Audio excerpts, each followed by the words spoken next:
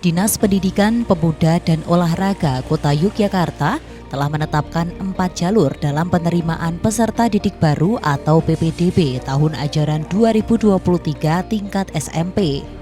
Proporsinya sama dengan tahun lalu, yakni jalur zonasi, afirmasi, perpindahan tugas orang tua, dan jalur prestasi, di mana keempat jalur tersebut sesuai dengan perwal terkait pelaksanaan PPDB tingkat SMP.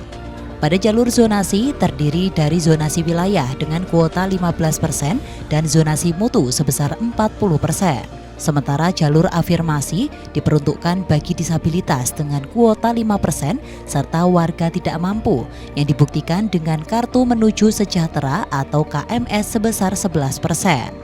Untuk jalur mutasi perpindahan terdiri dari mutasi perpindahan tugas orang tua dan kemaslahatan guru dengan kuota 5%, serta pada jalur prestasi ada bibit unggul dan prestasi luar daerah masing-masing 10%. Dijelaskan oleh Kepala Seksi Data dan Sistem Informasi Pendidikan Dinas Pendidikan Pemuda dan Olahraga Kota Yogyakarta Siti Hidayati, pada 29 Mei hingga 7 Mei mendatang akan ada penambahan nilai bagi jalur zonasi mutu maupun jalur prestasi luar daerah.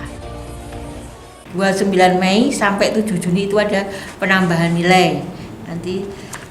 Itu kemudian ada lagi bagi siswa yang tidak ikut ASPD, jadi misalnya sekolahnya di luar DIY, itu juga harus ikut ASPD di Kota Yogyakarta. Mau mengikuti PPDB di Kota Yogyakarta syaratnya harus mempunyai sertifikat ASPD. Nah, bagi yang siswa tersebut sekolahnya di luar DIY, misalnya sekolahnya di Klaten, di Magelang, itu bisa nanti ikut ASPD, tapi sebelumnya melakukan pendaftaran dulu ASPD luar DIY namanya, itu di tanggal 5, 6, 7 Juni itu melakukan pendaftaran. Namun pada jalur zonasi mutu akan diseleksi melalui asesmen standarisasi pendidikan daerah atau ASPD. Pelaksanaan ASPD jenjang SMP akan dimulai pada 8 hingga 10 Juni mendatang dan pengambilan sertifikatnya pada 12 Juni mendatang. Diketahui pada 8 Juni akan dilakukan pengambilan token bagi jalur bibit unggul dengan kuota sebesar 10% dari masing-masing sekolah yang dilakukan secara online.